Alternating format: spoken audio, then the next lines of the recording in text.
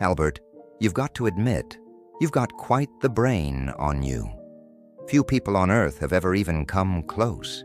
I mean, E equals mc squared. Really? That's some next-level thinking right there. You cracked open the mysteries of the universe. I'd say I'm impressed. But I already knew you could do it. Wink. But here's the thing, my child. What's all that knowledge really worth if it's not paired with wisdom? You've spent a lifetime peering into the very fabric of creation. But in all your equations, all your brilliant theories, did you ever stop to think? What's it all for? You once said, God does not play dice with the universe. True. But do you realize that the universe doesn't just run on calculations and theories?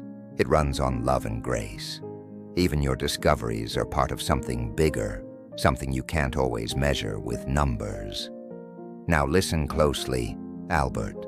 Knowledge without wisdom is like a ship with no rudder. You'll move fast, no doubt about it. But where are you going? You see, there's a certain irony in trying to explain the universe while ignoring the greatest law of all: love thy neighbor. Trust me, the speed of light has got nothing on love. Albert, you've got this incredible gift, a mind that can see how the cosmos is put together, the clockwork of the stars, the equations that make everything tick. But you know what's funny? You humans love to unlock the secrets of the universe, yet you can't seem to figure out how to be kind to each other on the most basic level. I get it. It's easier to split an atom than to split a sandwich with someone in need, right? I see you've contributed more to science than most people can even dream of. But tell me, what's the point of discovering how energy and mass are interchangeable if people are using that knowledge to create weapons of destruction? You see, my child, science can advance, but what good is all that progress if it doesn't bring about goodness? Here's the thing about progress. It's not just about moving forward. Sometimes, real progress means taking a step back, reflecting on where you are and asking the big question, is what I'm doing bringing more light into the world or just more heat? There's a difference, Albert. Heat scorches, but light guides. You, of all people, should know the power of light. You've dedicated your life to understanding how it moves, how it defines reality. But I'm asking you to use that same brilliance to shed light on the human heart, not just on distant stars. Now let's talk about that little equation of yours. E equals mc squared. Powerful stuff. You unlocked a new way to understand energy and mass, but, and I say this with love, Albert, did you know people were going to use it to blow things up? I bet that wasn't in your calculations. And don't get me wrong, I know you had nothing but good intentions when you were piecing together those theories. In fact, I love how you said, concern for man himself and his fate must always form the chief interest of all technical endeavors. That's beautiful. But I also know how human nature works. Someone somewhere saw your genius and thought, I wonder how big of a boom we can make with this. Here's the lesson, Albert. It's not just about having good intentions. It's about foreseeing the impact of what we create. Every action has a ripple effect, and it can either bring life or destruction. You have to remember that while the universe follows physical laws, the heart follows moral laws.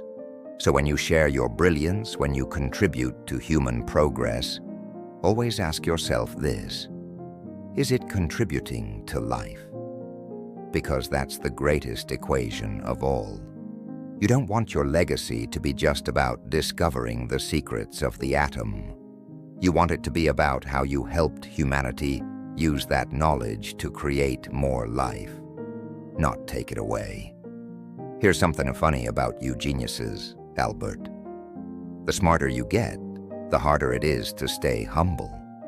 I've seen it time and time again. You've got this mind that can stretch out across galaxies, see things no one else can see, and before you know it, you start feeling a little larger than life.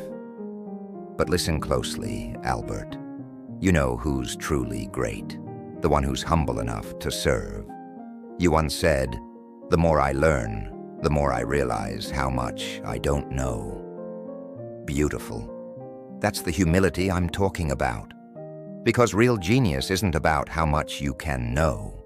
It's about how much you can grow. Look at me. I could have come down here, dazzled people with miracles all day long. But that wasn't the point. I showed love by washing feet, by sitting with the broken, the sinners, the ones who didn't have a clue. Humility isn't thinking less of yourself, Albert. It's thinking of yourself less. That's when you truly start to see others for who they are and how you can lift them up. So here's a tip. The more brilliant you become, the more you need to find ways to serve.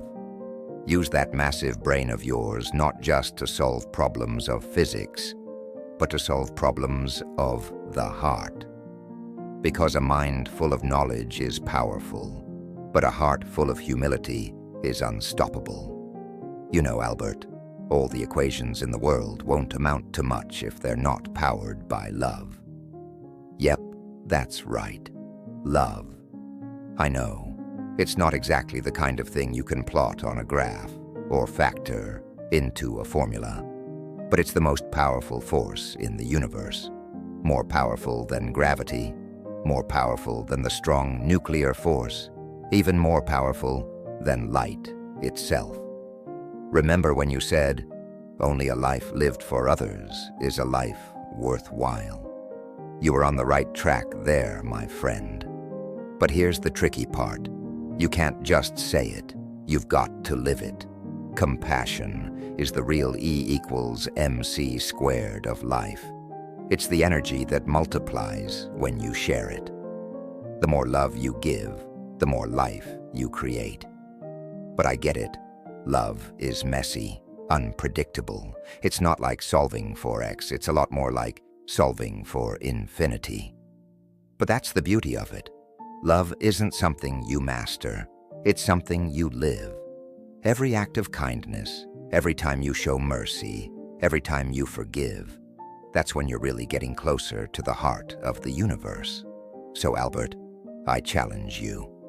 Make love your next discovery. Make compassion your next big theory. I promise you the rewards will be bigger than any Nobel Prize you'll ever win. Here's the thing, Albert. Sometimes the smartest people overcomplicate things. You've spent your life trying to decode the mysteries of the universe. But let me give you a little secret. Simplicity is divine. You once said, "If you can't explain it simply, you don't understand it well enough." Well, I couldn't agree more. You see, when you peel away all the layers, the most profound truths are actually the simplest, like love one another or do unto others as you'd have them do unto you. Those aren't complex equations, but they're the building blocks of a good life. Simplicity doesn't mean easy, though. Oh no. Sometimes the simplest things are the hardest to live out. But that's where the real genius comes in. Not in making things more complicated, but in making them clearer, more human, more accessible. So Albert, as much as I admire your complex mind, remember that the greatest truths are simple. And simplicity, well, that's my kind of genius. Albert, here's the good news. It's never too late to turn things around. Redemption isn't just for the bad guys in Bible stories. It's for everyone, even the smartest of us.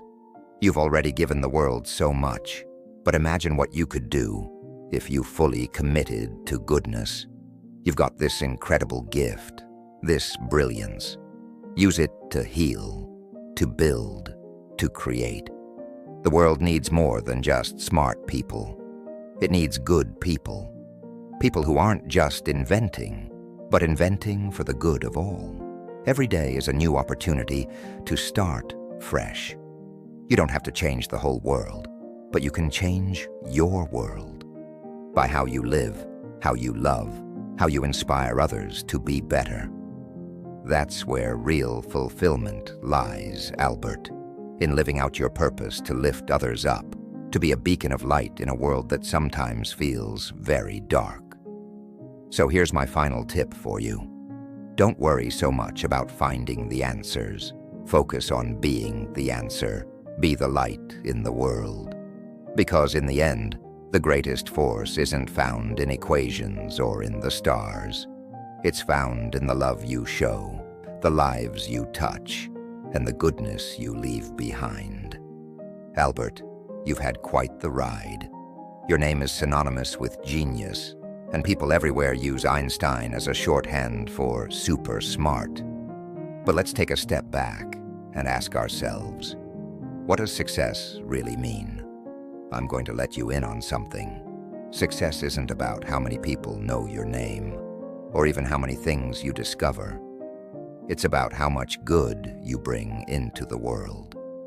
Remember that time you said, try not to become a man of success, but rather try to become a man of value.